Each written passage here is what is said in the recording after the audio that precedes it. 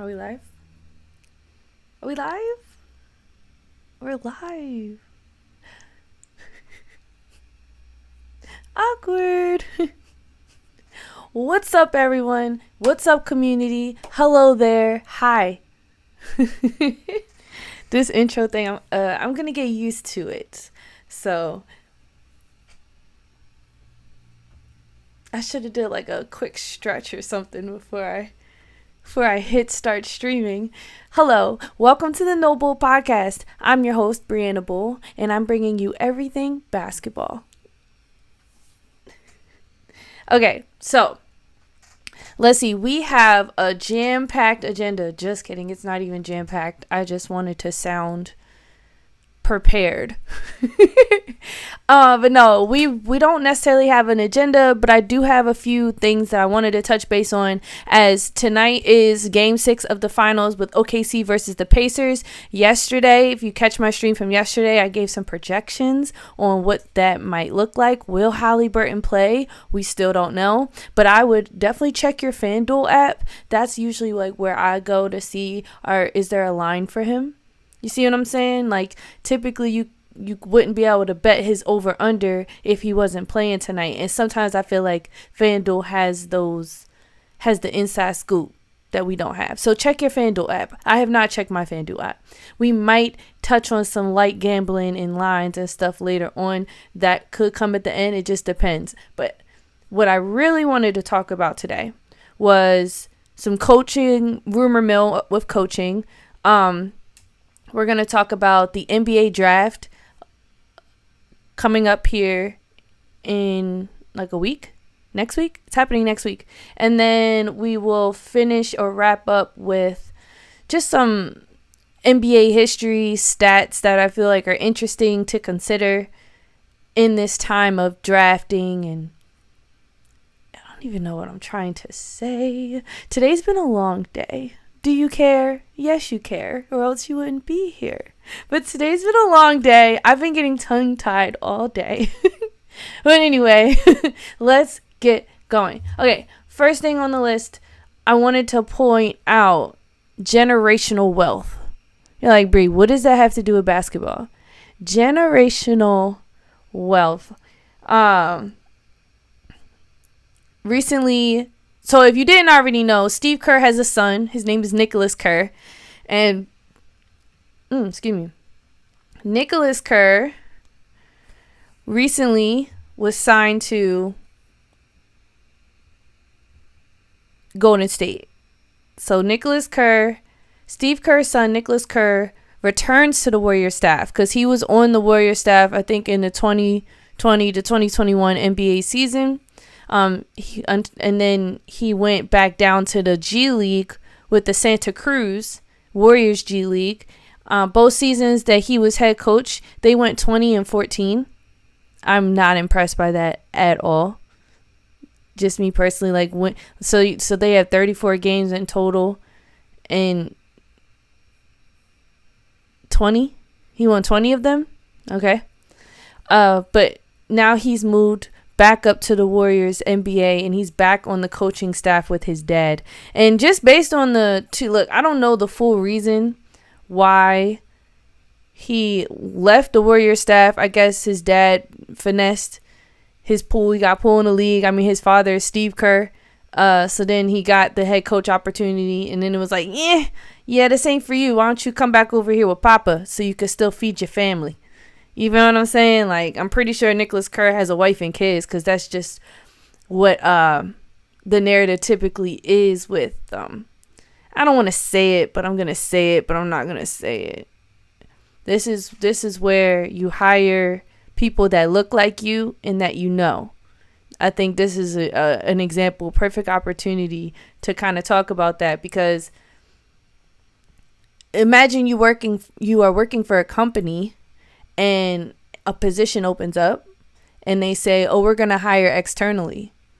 Most of the time, very rare, but most of the time in circumstances like that, I've seen it in multiple different businesses, jobs, that the person who's doing the hiring already knows the person that they're going to hire or that they're hiring, because they got plugged in. Like, people who get jobs like on a coaching staff of the Warriors, the NBA Warriors, someone put in a good word. Okay?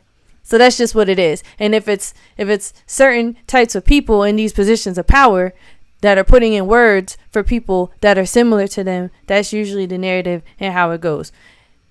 He's blessed. He can be on the Warriors staff because his father is the coach of the Warriors. Would he be a coach without Steve Kerr being his dad?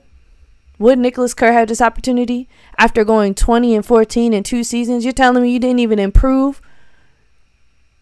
It reminds me of Paul George's stat lines. Like, if you look at Paul George's stat line, which we could, you'll see he had like a steady growth increase. So it's kind of similar to CJ McCollum, but CJ McCollum's a little bit different because he had a lot more pressure put on him on New Orleans, and he was like that guy versus when he was with Damian Lillard, he wasn't like that guy. Dame was that guy. But I'm just saying, like, there's certain people in the league, you see their stats kind of just stay the same through their whole entire career with little to no improvement. So it looks like Nicholas Kerr was on that trajectory of head coaching, and his father saved him. So yeah, I just wanted to put that out. It's not too big a deal, but it was just another situation where it's like, yeah, like I can't say that I have not been privy to that privilege. Does that even make sense? I have the job that I have now working from home because I knew somebody in a talent management who knew somebody who put me on, and then eventually I got put on, and then it really is, word of mouth is everything. You see what I'm saying? And then even with my nonprofit organization that I work for, the only reason I got that job is because I know somebody.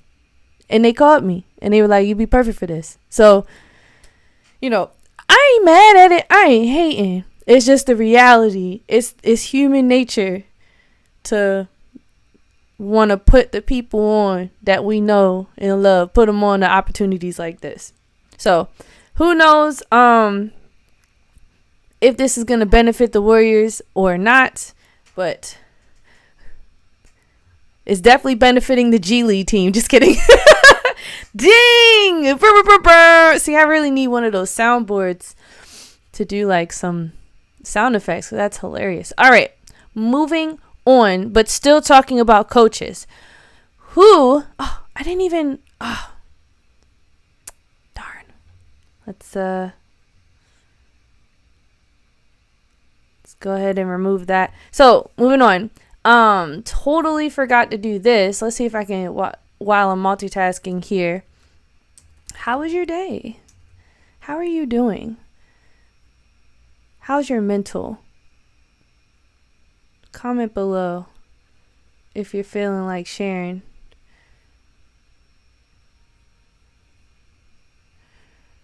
Whoa, 52% CPU usage. Let's try to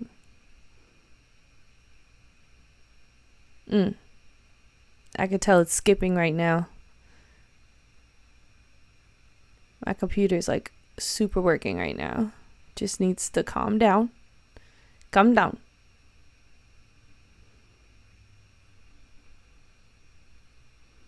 Just relax, buddy. It's not doing anything drastic here. I appreciate all of you who have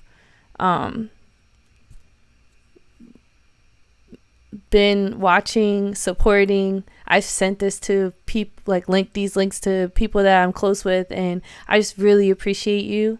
And then if you're new and we don't know each other and you're here, I really appreciate you as well. Just you being a part of this journey with me and being patient with me while I learn and navigate.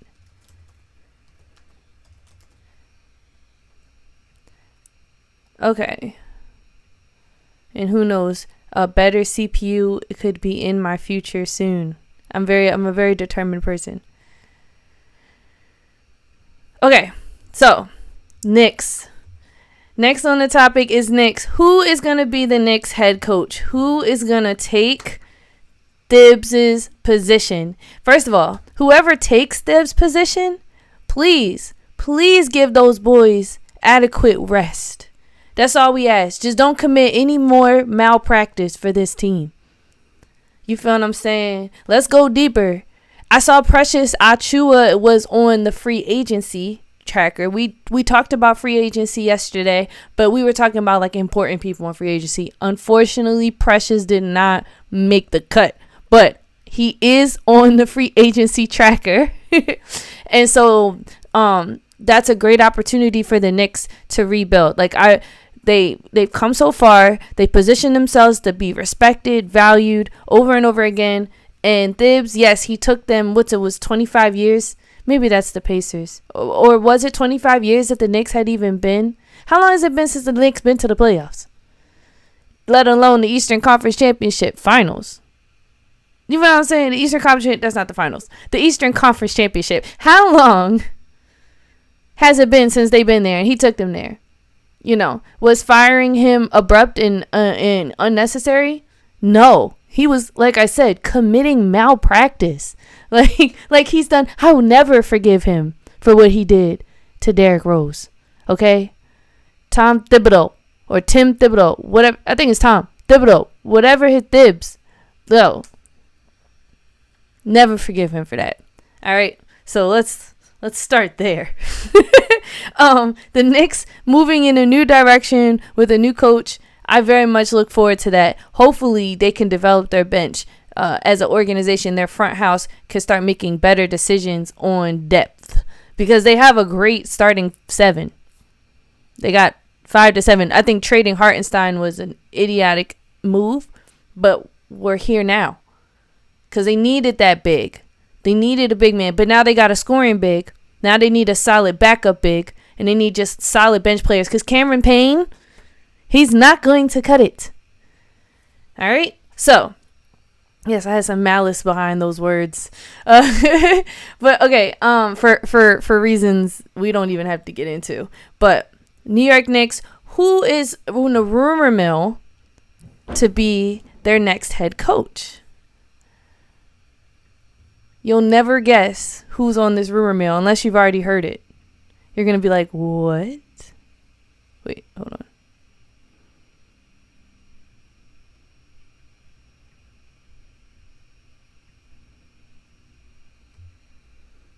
Jason Kidd. There's talks that Jason Kidd, and this is strictly based on the fact that he's been in a coach position before that was great, and he just abruptly left to take the Mavericks, who obviously how could you pass up coaching Luka? You feel what I'm saying? Who would want to pass up coaching Luka? I don't know. Like, I just feel like when I read that Jason Kidd being a possible person that could just leave the Mavericks and take on the Knicks, some people argued his motivations were to reunite with Brunson. I'm like, reuniting with Jalen Brunson, I guess. I don't see him leaving. When I read this, I was like, I just don't think Jason Kidd would leave the Mavericks at the time where they got the number 1 draft pick off of an amazing lottery, which we will talk about. But I don't see him leaving. Why would he leave? His team is looking pretty stacked, pretty good. Like, he still has Derek Lively. He still has what's the other big man name? He came from the Wizards, and the Wizards were so idiotic for letting him go because he's such a solid big man. We might have to do the whole pull. We might have to pull up his. Let's go ahead and pull up their roster. But they have PJ Washington. They have they still have Spencer Dinwiddie, but he's touch and go. Like, who really cares? You got Anthony Davis, Klay Thompson, Daniel Gafford. That's what I was talking about. Daniel Gafford, straight from the Wizards. Like, they got Max Christie, Najee Marshall. Najee Marshall was hooping alongside Spencer Dinwiddie once Kyrie went down. They have a really good team, and now they might potentially get Cooper Flag. Why would he leave that team? Jason Kidd is a phenomenal coach. I really thoroughly enjoy watching him coach. His strategy, you could tell that he's a coach that's going to develop you as a player. And so, I think they're going to be a force to be reckoned with if Cooper Flag gets there.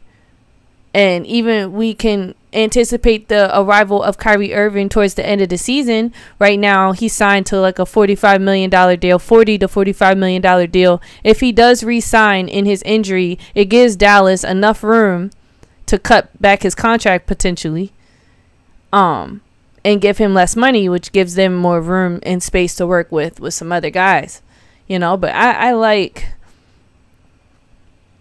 like how the Mavericks, how they're looking, and I'm really excited to see them next season. And I hope Jason Kidd does not go to the Knicks.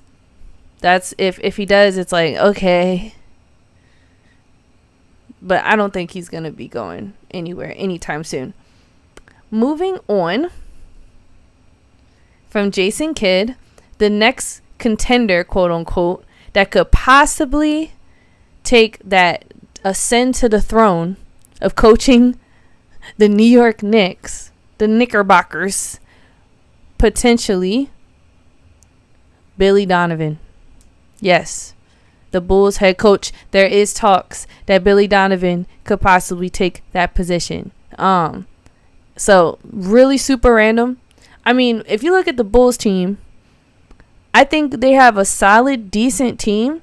Are they playoff potential next year? No, they always seem to like sneak in the top 8, top 10, and they'll be in their teeter between 8 and 10. But I haven't seen them up on the list as a contenders for a long time, and mainly that's due to just injury. And so I would really love to see like the Bulls potentially continue to rebuild. Like I don't think they're in like a rebuild era in a sense, but I think they're in like a we gotta make sure we be smart this season type of situation right now. Like I don't think they're awful. I wish they were better, not just because my last name is Bull.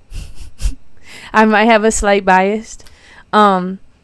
But Nikola Vucevic, such a solid big. They got Josh Giddey, Kobe White. They got Zach Collins, who's a solid big. They just got Trey Jones. He was traded this season from the Spurs. Jalen Smith, but he's just very wishy-washy with his hurt. Kevin Huerter.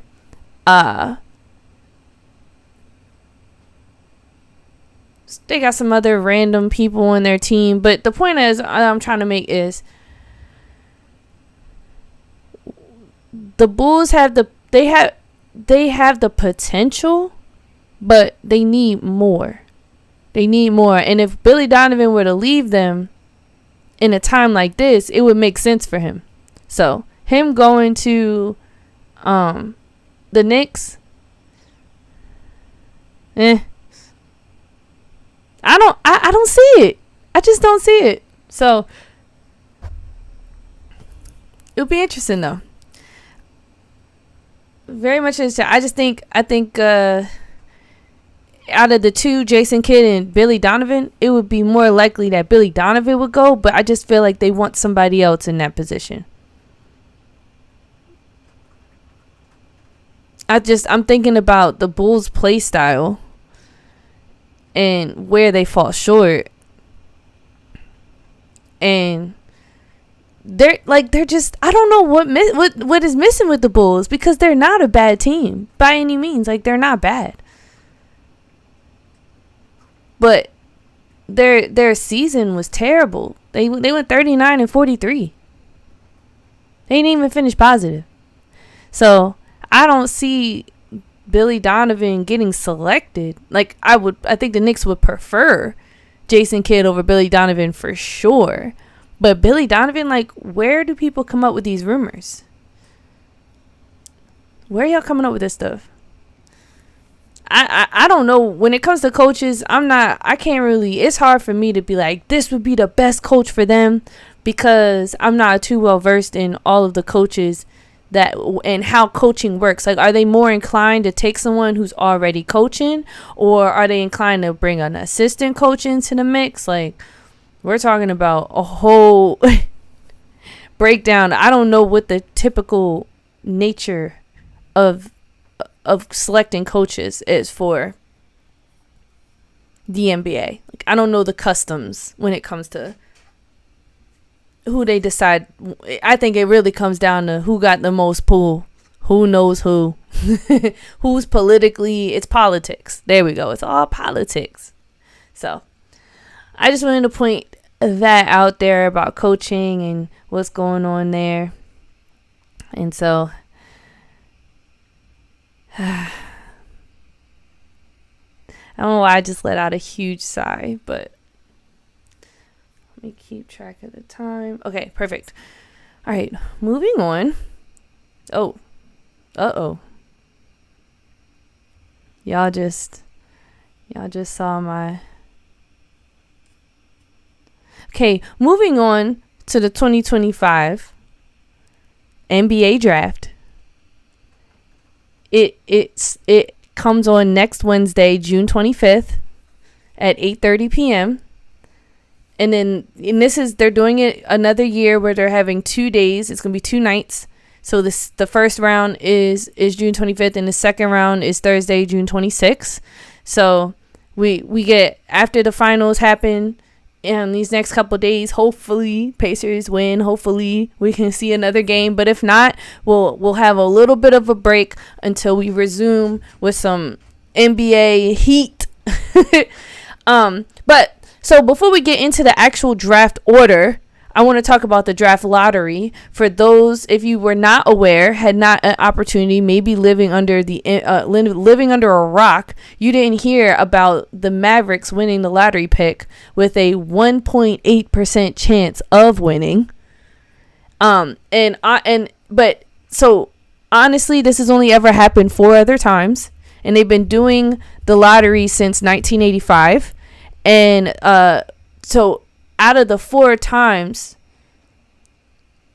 well, a total of 4 times. I said 4 other times. Out of the 4 times, this 1.8% chance is the lowest of all the chances that has ever won the first round, off of a less than 2% chance. Okay, so in 1993, the Orlando Magic won the first round pick with a 1.5% chance. And then in 2008, the Chicago Bulls won the first round lottery pick with 1.7% chance. And then in 2014, we had the Cleveland Cavaliers win the lottery with a 1.7% chance. So it's been 11 years since anyone under 2% lottery pick chance has won the first round. And if you look at it from 1993 to 2008 to 2014, we're looking at it was like a 7 plus 10 plus a 7 plus 8. So 7 plus 8 is 15. So 15 years gap. And then less than 6 years later, the Cavs win it. And now we're 11 years later and the Mavs win it. So when I look at those odds like that, I couldn't say that the Mavericks, someone on the Mavericks did something to get that. Because that's what when I look at the stats like that, I honestly, that's what I thought happened. I'm not even kidding. With the Mavericks, like, I thought that the Dallas Mavericks, somebody did something with somebody to get that. That's immediately when I thought. I was like, what are the odds of that? But then when I went and looked at the odds, I'm like, It happens like every 10 to 15 years anyway. So it was time. It was time for somebody to win, just based off of the pattern and the statistics and stuff. So do I have a conspiracy theory behind the Mavericks winning this lottery pick? No, not anymore. And actually, I really wanted to, like I said, before we hop into this draft order, so we can see, like, we'll just probably go through the first 10 picks. We're not going to spend too long on it. I do want to show you all this podcast that I follow on Instagram, and I haven't been on Instagram in a while, but I thought about them because I saw this really cool video surrounding continuity and of the league and teams, and they just showed what was cool about the stat. From what I saw, I looked at that at the beginning of the season this year. So this NBA season, at the beginning of the season, they talked about at the start of it, the continuity of teams, meaning which teams had the same guys re-signed for the next year, and how, like, just looking at the average of how long the starters of those teams remained together. And the number one team with the highest continuity were the Cleveland Cavaliers. And I was like, you know what? That team has been playing together for a while, like a couple years now. And so I thought it was amazing that they ended up with the number one record in the league this year.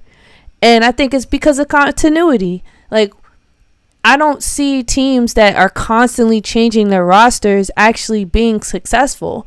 But the teams that manage to figure it out, like similar to the Warriors, like, you just find a solid core and keep them for a couple of years, get the chemistry going, the vibes going, and then you can win. You can you can start to find success and build cadences. But for some reason, the league just, it's all about money. It's all about politics. And that's what frustrates me about the game, because I love the game. Sometimes it's about everything but basketball. Actually, not even sometimes. More than not. It's more about everything else besides basketball.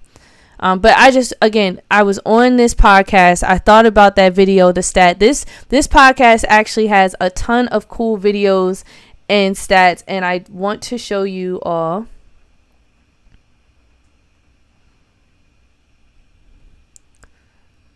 This channel. It's called NBA Recap Pod. And like I said, and Dreamville follows them, which I thought was pretty cool. I didn't even realize it. I was like, J. Cole and I are obviously on the same page per usual. But I was like, okay, Dreamville. All right. So I want to show you this video that they did on when this was before the lottery picks were even selected, but I want to just show you what kind of content this channel has and what cool breakdowns of just stats that they come up with. It's so creative and so fun. Okay, here it is on the draft lottery. Let me make sure you can see it and hear it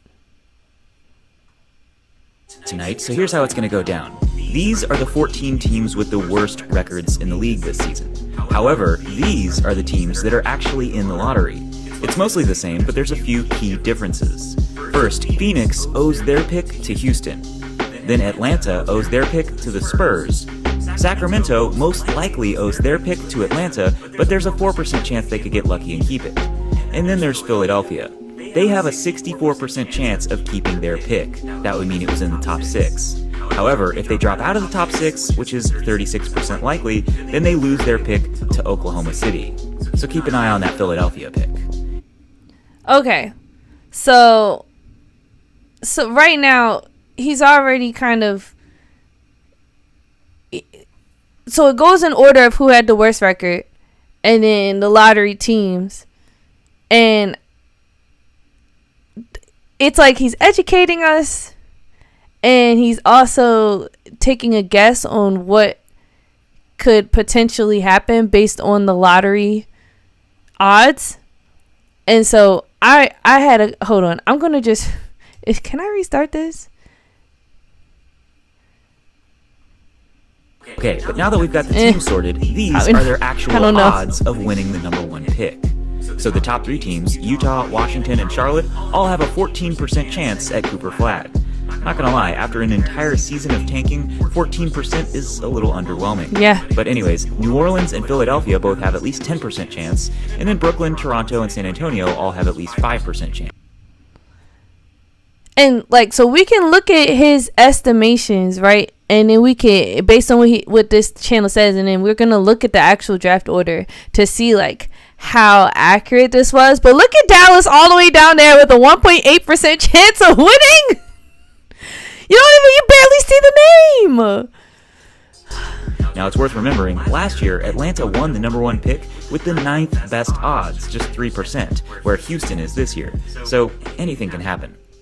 Anything can happen. The NBA's draft. So, like, yeah, well, I just wanted to show that, like, anything can happen in the world of the draft order. But in this particular world, it was the Mavericks that ended up on top with that one. And so they will be able to get Cooper Flag. So you're telling me a team that made it to the playoffs, in the play-in, they're going to get the first pick. But just hearing that the Hawks got it last year with the 9th best odds, I mean, anybody can get it. So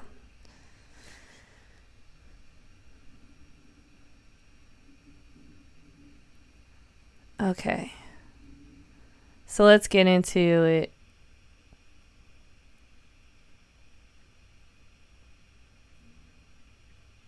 Let's get into this draft order. What time is it? Okay. Alrighty. So you can't really see it, which I feel bad for, but I could switch the camera where I'm smaller and the screen's bigger. Just for y'all. It's not letting me. Yikes. It's not. Oh, there we go. Okay. Can you see it? Okay. So, in the first round, Dallas got number 1. Probably going to get Cooper Flag. Second round, San Antonio Spurs. Can you imagine? I mean, not second round. First round, second pick. San Antonio Spurs. Then you got third pick with the 76ers. Fourth pick is for the Hornets. Fifth pick is Utah Jazz. And the 6th pick. Actually, let's just stand with the top 5 picks right now. I'm already really liking this because I look at Philly's team.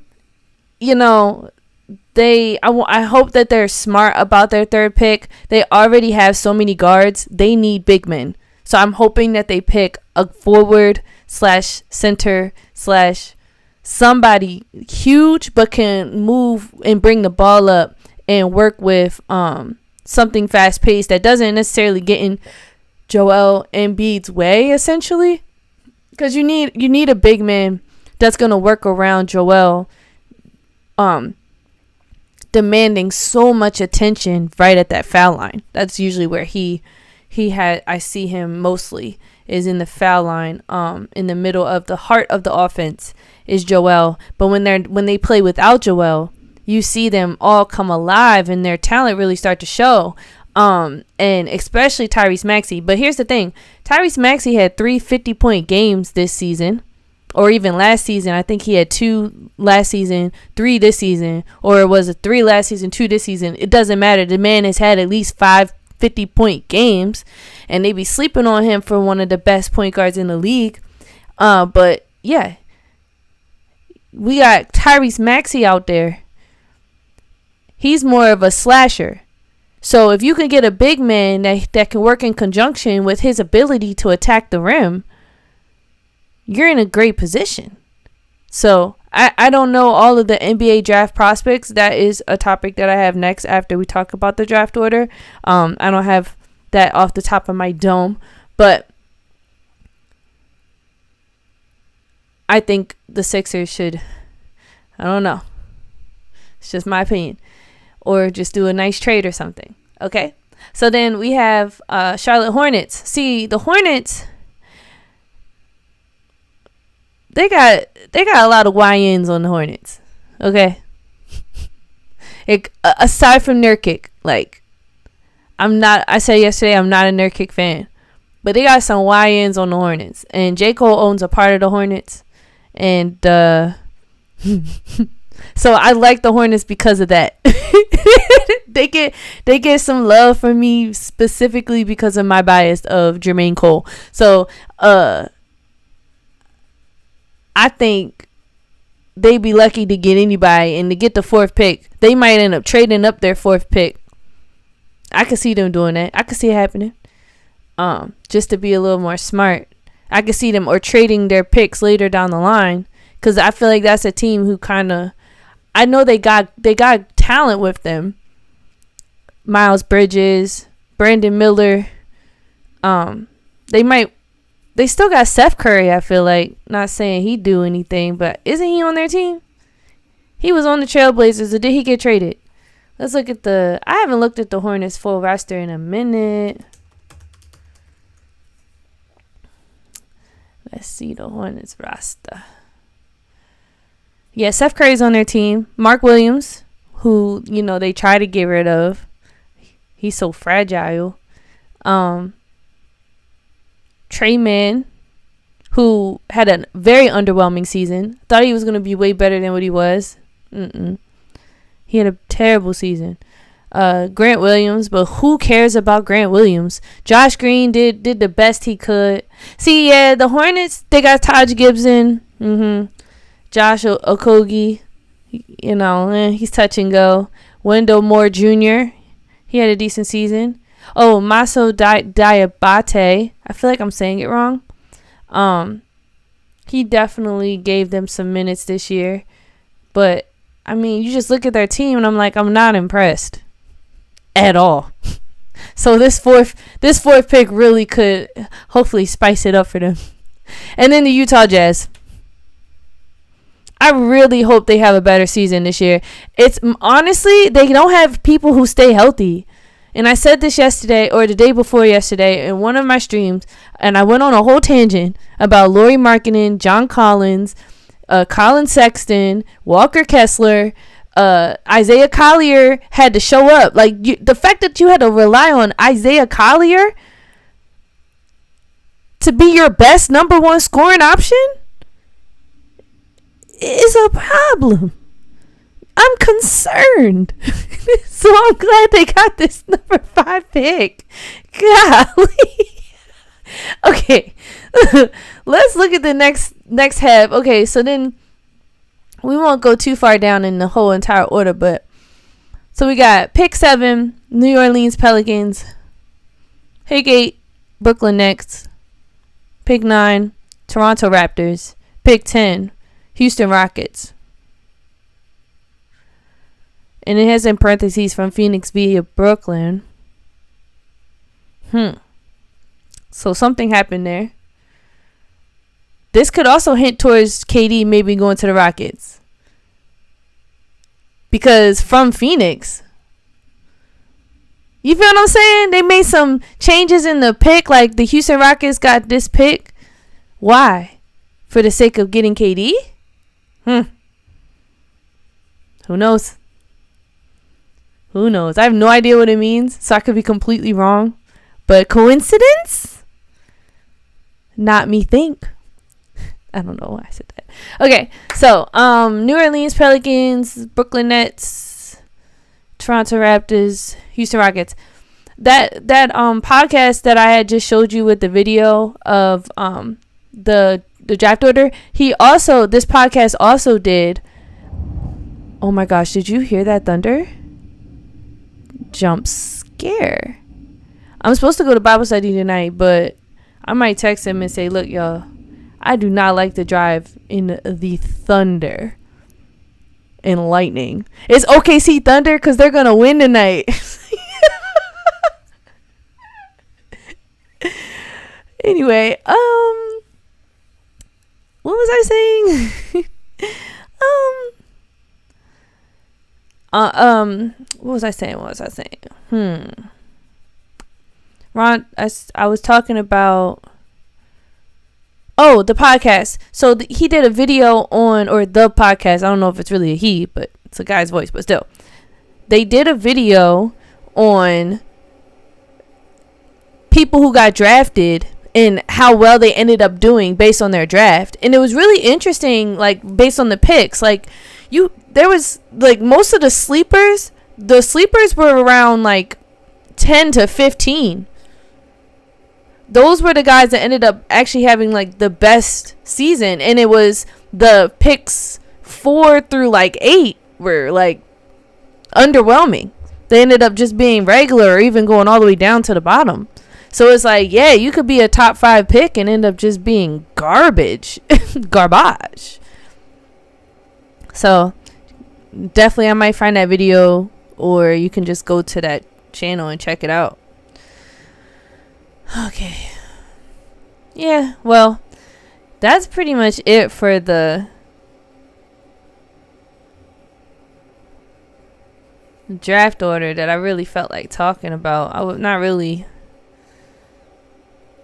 It's not too much going on in the NBA right now, just because everybody's really focused on the finals and the draft hasn't happened yet. And once the draft happens, and then on the 25th and the 26th, and then on the 30th, we have free agency, and all the blockbuster trades are going to start happening. That's when we're really going to have some more things to talk about. And then right after that, Summer League starts, I believe, July 5th or 6th. The 6th is a Sunday, so I feel like it might be July 5th. It might start on July 5th on a Saturday. So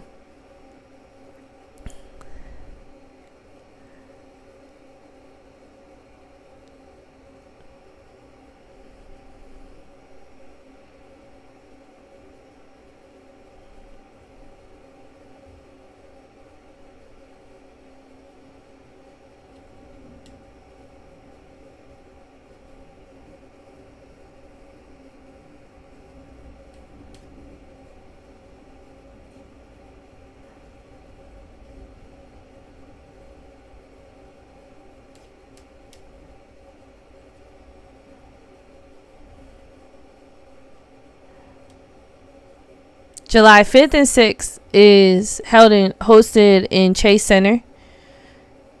Will be 5th, 6th, and 8th is going to be the California Classic Summer League. And then July 5th, 7th through 8th, so that's West Coast. And then the Salt Lake City Summer League is going to host the Jazz, Grizzlies, OKC, and the Sixers. The Sixers, out of all the teams... Oh, and the Heat. Okay. Oh, okay, I see. So the California Classic Summer League is going to have Golden State, Los Angeles Lakers, Miami Heat, and then the Spurs.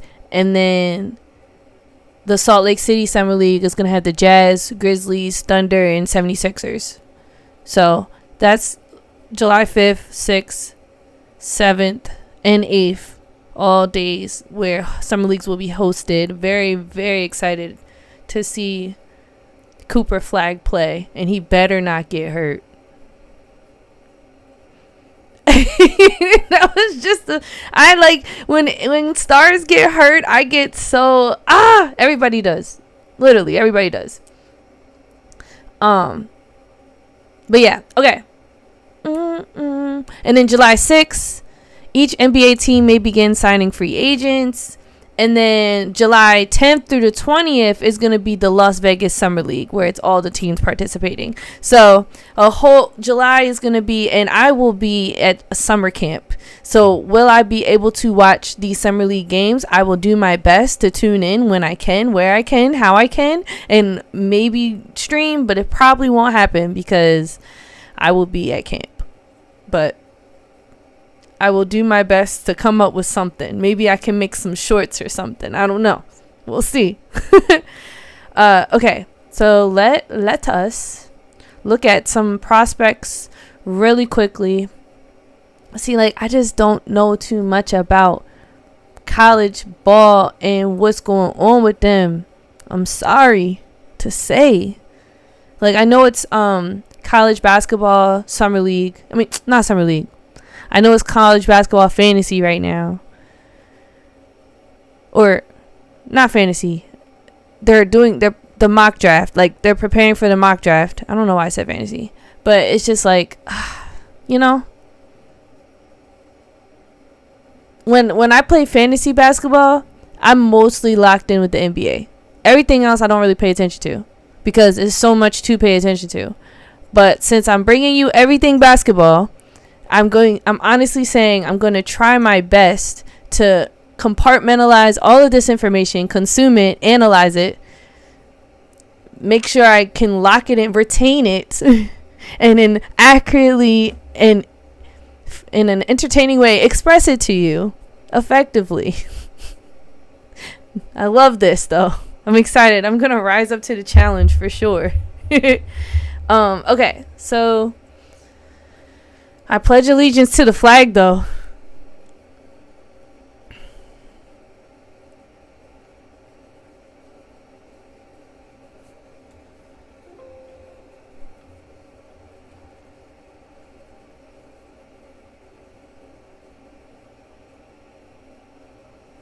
Yeah.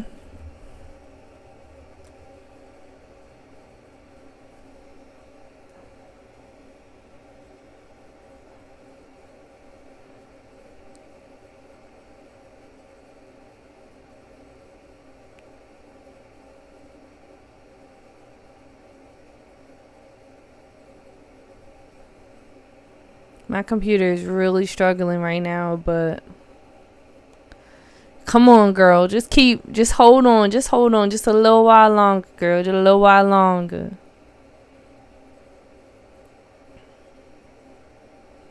We got just a little bit of stuff left. Oh, right. I did say I was going to pull up that. We did say.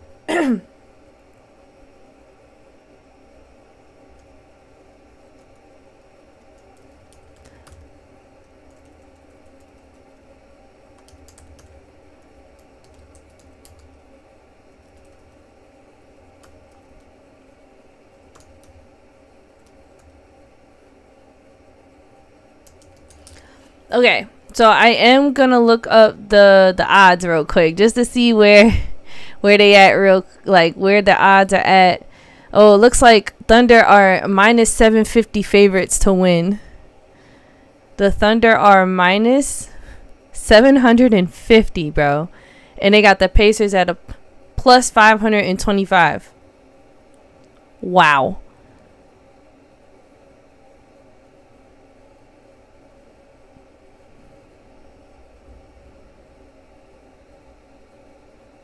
She's Louise Batman.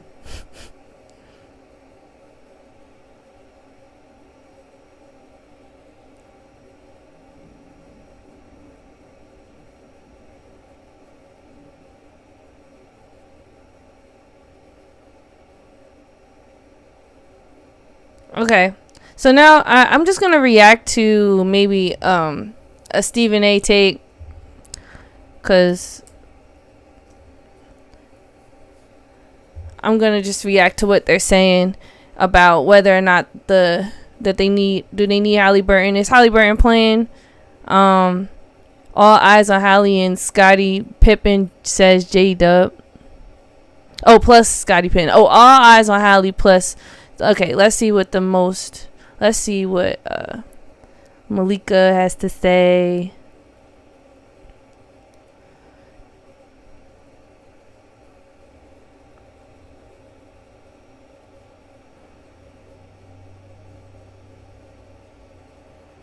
And sorry, y'all, if it skips. I'm doing the best I can.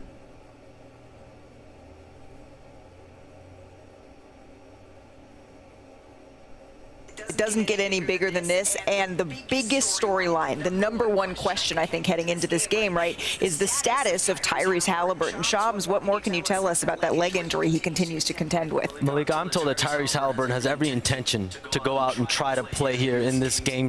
Duh! He knows it's going to be worse for him if he doesn't at least try to play.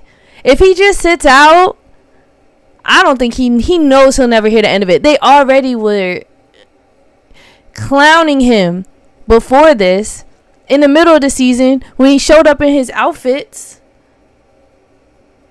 I'm not even going to pull the outfits up, because it's not about that. We're talking about basketball. Of course Tyrese Halliburton's going to play tonight. He wants to be out there. He said as long as he can walk, he will be playing. But it is a calf strain, and the Pacers will evaluate him at their 5 p.m. Eastern time. Oh, so he was at shoot-around. See how he's feeling, and then pregame, their medical staff will make a determination. He didn't even jump all the way off the ground. Y'all saw that?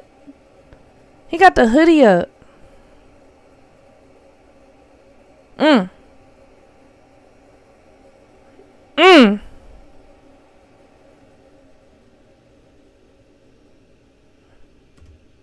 But listen, these are tricky injuries with the calf. We know the implications it could have on the rest of your leg. I was told today, if this were the regular season, Tyrese Haliburton would be missing multiple weeks. So if he is able to play, how does he look? How sharp does he look? Or how much does he struggle and how much is he limited? These are all questions going into this game for Tyrese Haliburton. Udonis, you're a 3-time champion. You have played through many a bump and a bruise, but a calf can be a little bit more than that. What are you expecting from Tyrese, since it sounds like he's going to try to give it a go? I mean, he's got to go out there and give it a go early, and he's got to test it early. He said, he gonna have to. He gonna have to test it. Just go ahead and test it. Test it. If I was Tyrese, if I was Rick Carlisle, and they said, or Rick Carlisle, I was his assistant, and the lineup depended on my thoughts, I say, listen, Rick, go ahead and put Tyrese. Oh, I don't know. I was thinking of the OKC starting lineup. Who don't put him on Shea. Don't put him on SGA. Don't put him on J-Dubs. Don't put him on Lou Dort. That man plays dirty. He gonna probably try to injure him even further. He gonna kick him in his calf. That's how dirty Dort play, bro. Somebody one of my friends calls Dort. They call him Lou Dirt because he played dirty. Let's see. You can't put him on Chet. And then who they gonna start is number 4. They starting Hartenstein. Who they been starting? Have they been starting maybe Isaiah Joe? But he don't start. I don't know who the projecting starting 5 is. But you're right. He's going to have to play. But who's he going to guard? I think you ease your way into the situation. I think you test it early. You see what you can do. You see what you can't do. And you have that open, honest communication with Rick Carlisle throughout the game. Because you do not want to put yourself in a situation where you're hurting your team or you're hurting yourself. And that takes trust from both guys. So, Chiney, is he a decoy? I mean, you know that he's going to be limited. Just based on what we saw in Game 5, how would you be using him? Look, honestly, I think you have the plan B, knowing that if he's not 100% or close to that, you know how you can rely on other players, particularly Pascal Siakam, especially because he's.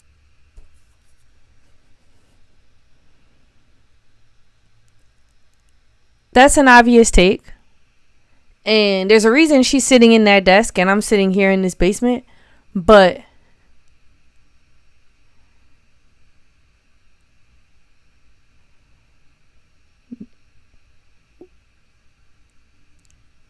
I wouldn't have started off the question like that, because it's no question that they're relying on Pascal Siakam. Like I said yesterday, he's one of the only guys that are bringing in a consistent double-digit scoring on his own abilities. He doesn't need anyone else to help him create his shots. And I'll let her finish, but how I would answer Malika's question is, if we're going to use Tyrese Haliburton in a limited capacity, what does that look like? How would I use him? I wouldn't use him by saying I'm going to rely on Pascal Siakam. I would use him in an off-ball situation. I wouldn't rely on him to bring the ball up. I would primarily let Andrew Nembhard take the ball out. If they pressure Andrew Nembhard and they force Tyrese to bring the ball up, then I wouldn't let him do it. I would still run him back. Who's their third option? Let Nesmith bring the ball up. They're all turning the ball over. It's not like I trust Nembhard to turn the ball over less than Nesmith, but let Nesmith at least get it off across the half court, then pass it to Nembhard. They're still putting pressure on Nembhard. Let Tyrese come off of double screens. Have Pascal Siakam set double screens and then do a pop. Let him pop and roll into the spot he wants to be in. Let Miles Turner stay up at the top of the key. There's no harm in that. Because we don't want him to get in any type of foul trouble, but we also don't mind him hitting that three at the top. I don't mind him hitting that three at the top of the key. You can position him that way by setting multiple off-ball screens for Tyrese to come off. Let him catch and shoot it tonight. We don't need him taking or driving it in. So on offense, I'm setting up plays where Tyrese can come off very easily and get open as easy as possible with as many screens as possible. Have these guys keep moving. And hopefully Andrew Nembhard, Nesmith rely on I'm gonna use Benedict Mathurin more tonight. I'm gonna use TJ McCollum more tonight, but I'm gonna make sure that they're an understanding of caring for the ball, going for the ball, not turning the ball over, and making smart decisions. That's and then just continue to let Tyrese. Don't let Tyrese bring the ball up. Do not let him do that. Because why? How is that useful for the team with him just dribbling up and just passing it? And then what? Just chilling out off to the side? We seen the Pacers in action with that. That's not gonna work. But you know, I could go on a tangent. She don't have that long to talk, so let her rock. One of his greatest postseasons ever, if not actually his best, at 21 points per game this postseason. So overall, when you think about Tyrese Haliburton, it's a tough position, but he's brave for fighting through it. But Pascal, this is a guy that's coming off of 28 points, 6 rebounds, 5 assists, 2 blocks, and 3 steals in Game 5. She was obviously ready to just talk about Pascal Siakam because Malika did not even ask her. She said, with the limited usage, how are we going to use him? When we start talking about Pascal Siakam. Okay. So, she had all the stats ready for Pascal. If the pressure, and even so, let's go with what she's saying then. If they're going to focus heavily on Pascal, that could still free up Tyrese. But I just don't see them sleeping on him just because he has this mini little injury. But I also don't want Tyrese to rely heavily on Pascal because what if his shots aren't falling? Then what are we going to do? We, as in like the Pacers, I say we because like I still want them to win for my own selfish reasons. Not because I like them, but for my own personal gain. Someone, I know the question is like, what's the formula? I know it's ironic because we're in a racing city in Indy. The formula is using Pascal Siakam as the engine. He's capable. He can dribble the ball. He can bring it up. He can score back to the basket. He's bigger downhill. He is hopefully the guy that they lean on. Malika said, Moving this summer, Pods is the most awarded container moving company. Pods don't lean on him too much, though. We need to get other guys going early. Yeah, so I think the people who are going to be doing the testing will be the Thunder. They're going to be the ones who are going to test Haliburton right away. 2 things I think you'll see from the Thunder. One, Brian, what did Brian? I said they're not going to let up. If OKC is the team that I think they are not going to let up on Tyrese just because he has this calf. Test Haliburton. 2, they will have a game plan for TJ McConnell that will be different from that was in Game 5. Oh, that's such a good call out because TJ was having their way with them. Their way. He was having his way. And mostly he was getting energy off of the steals. He forced so many turnovers for OKC in these past couple games. And it was interesting to see that from Game 4 to Game 5, they had no adjustments made for TJ. He's literally having his way with them. So he's right. I'm excited to see if they know Tyrese isn't going to be showing up the best he can. TJ is going to have to come in and do something because he's going to be more willing to push the ball and score than Andrew Nembhard, who, granted, he will take the shots, but he's not as aggressive and fast-paced or as seasoned as TJ McConnell. So I love where he's already headed.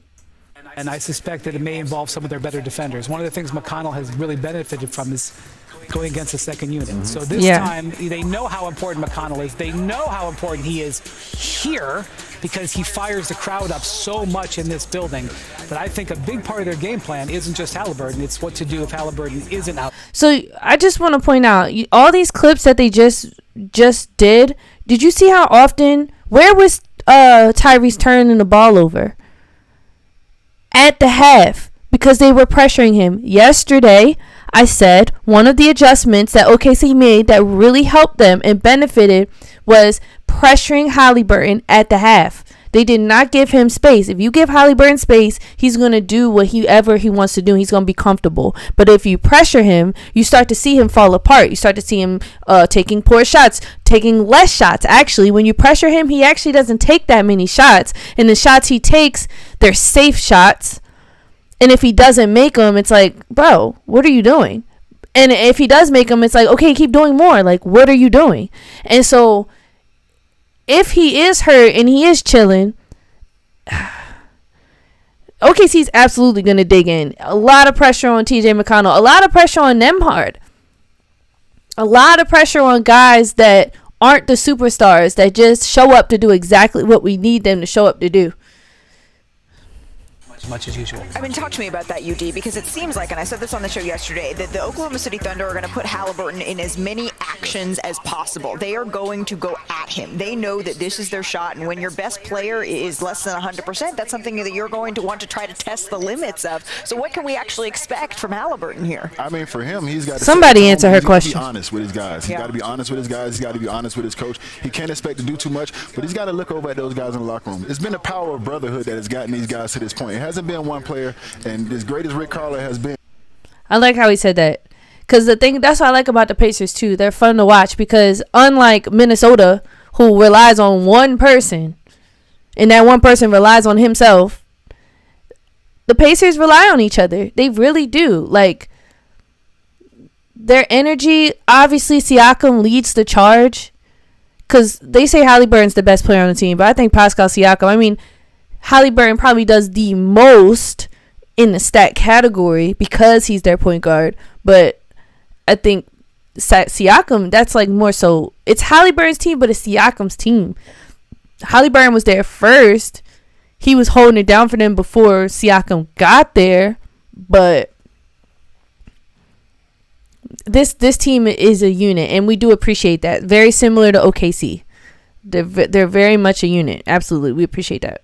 It's been a collaboration of everybody. I'm looking at Nembhard. I'm looking at him as a guy who in the Eastern Conference Finals last year was a guy who exploded, and maybe he could take a step forward and take some of that pressure off him. Because if he brings the ball up the court, they're going to turn him and pressure him 94 feet.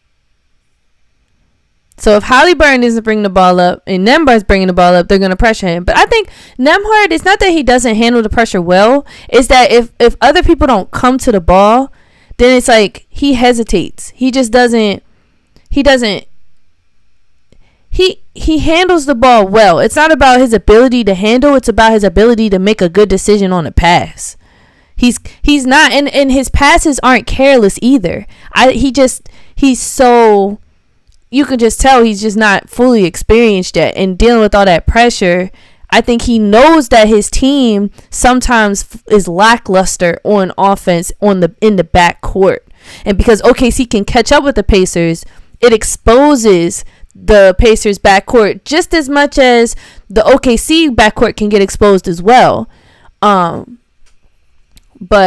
unfortunately, SGA and J-Dub have obviously to combine collectively shown that there's really nobody on the Pacers team that can actually like guard them. So, but we gonna see. Every single time with a calf injury with a team that likes to get up and down. Yeah, but I do believe that his special power is still his passing. If he's able to create advantageous situations, just even if he's not 100%, but he's moving, he has that special gift to still get his teammates going. So I don't want to say he's all the way down and out. He still has some skills, but it will be a bigger, tall task for him. And Shams, you know the psyche of Tyrese Haliburton. I mean, he is a guy who wants to be out there, who wants to do everything for his team. He really wears Indiana. That is who he is. It's his pride. I mean, listen, like I said, if this were the regular season, he would not be playing. But he has said it in public and private, like, this is the finals. Yes. I want to step foot out on. I'm not going to lie. How he's, like, staring right at the camera is kind of creeping me out. Like, I don't see too many analysts who just stare right at the camera like that. Like, he's literally looking into my soul. Sham, what do you see? Sham, what do you see inside my soul? if I can walk, I mean, there are a lot of players that wouldn't be playing through this calf strain because of what it could mean with your Achilles and other ailments in your body. But we've seen in these playoffs, Aaron Gordon played through a grade 2 hamstring strain, another soft tissue injury. So Tyrese Haliburton, don't know how he's going to look. Like, I think there's genuine, in some parts concern. I think there's some parts wondering, like, just exactly what can he give them.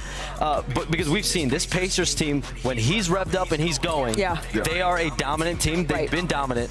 When he's not, this team struggles. Some people just know they can. All right.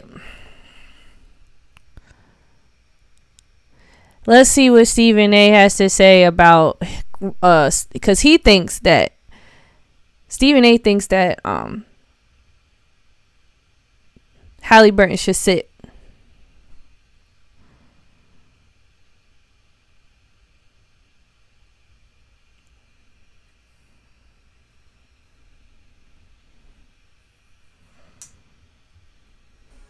Hello and good morning. Whoa! First take as we Hold on. Who is that? That's not Molly, is it? Is she blonde? That's not Molly. Who is that?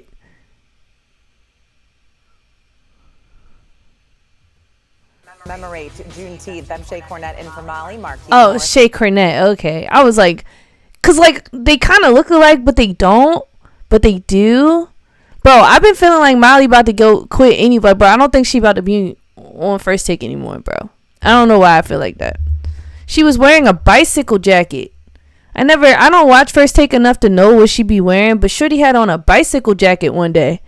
Like, that's real casual for being the moderator analyst for First Take. No? I mean, they've been casual before, but it just seemed like very odd. As well. Stephen A is in Indy, as is Brian Windhorst. And of course, guys, good morning to you all. We begin with the NBA Finals. Indiana looking to force a Game 7 tonight at home, but it all depends, of course, on the health of Tyrese Haliburton. Hallie has been dealing, as we know, with a nagging right leg injury throughout the last few weeks. And then in the first quarter of Game 5, he seemed to worsen it. Had an MRI, it revealed that he is dealing with a calf strain. Currently listed as questionable. Obviously, he wants to play, but Rick Carlisle says he will be a game-time decision. So here's Hallie on being smart with this injury. I think I have to be as smart as I want to be. I have to understand the risks, ask the right questions. But I'm a competitor. I want to play. I'm going to do everything in my power to play, and that's just what it is. But, I mean, I think the answer to that is depending on who you ask. All right, so Stephen A, I'm going to you first here. Hallie only had 4 points in Game 5. He finished without a field goal for the first time in his playoff career. So the question now is, should Rick Carlisle sit Haliburton tonight?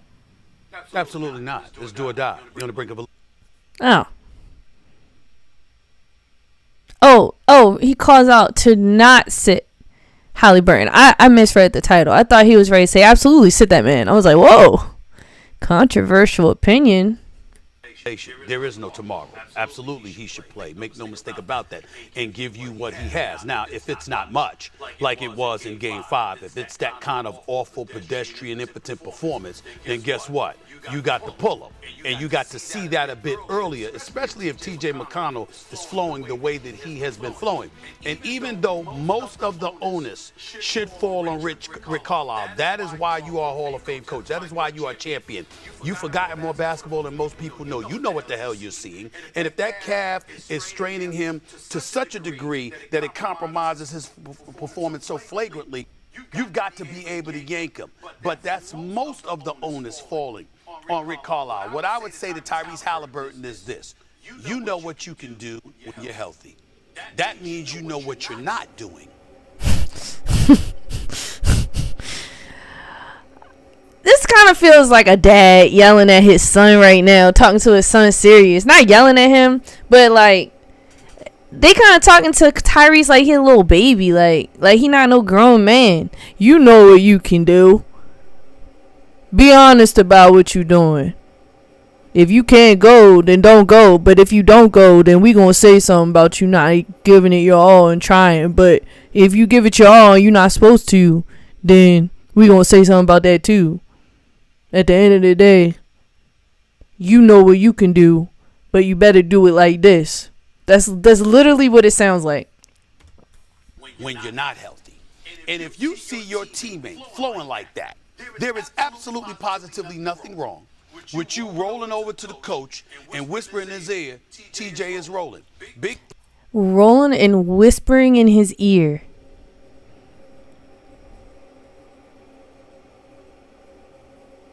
You know that's a damn lie. You know damn well this is not an option. Come on now.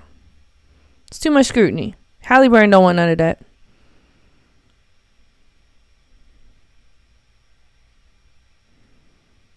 Uh-oh. This is what 8 gigabytes of RAM gets you.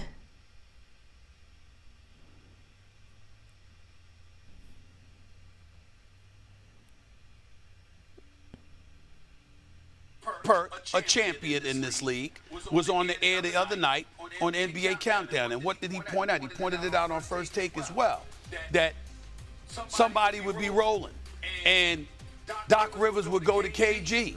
And KG would say, Coach, nah, he's rolling right now. Roll with him. There's nothing wrong with that. There's no shame in that. Now, not showing up for the game, not playing at all, that would be a different scenario. But if you're in the throes of action, if you're in the midst of the game, and you know that you are far from yourself, and you know that you are ineffective, and you see your backup, your teammate, flowing like that, there is absolutely nothing wrong with Tyrese Halliburton looking at Coach Carlisle and saying, TJ's rolling. Roll with him, Coach. There's nothing wrong with that. Is that Marquise Morris? Okay, yeah. I agree on this one, right? But I think it's a thing, like I made the point earlier, I think it's a thing before the game, Because right? him and his brother look just alike, bro. Done the night before or earlier in that day. Wasn't sure. You have Was to it ask him or the other see one? Halliburton, how good are you? How good can you move right now, right? Because you don't want to, and I've been through this before, you don't want to, like, mentally the game is on another level, right? And the mental aspect of watching Halliburton and not knowing what he can give can hurt the team, right? I've been a part of this when I played for the Lakers in 2021 when Anthony Davis had a groin injury and he started the game, right? Us not knowing how much he can really give, we just knowing that he's on the court and we're comfortable with that. But when he went down, Okay. Listen, y'all, I don't want to keep doing this to y'all for real. Like, I just feel like it's shattered, it's gone. I've also lost, also broken my other 2 front ones, and I'm missing. Oh my so gosh, many teeth, shorty! so All right, it's time. all right.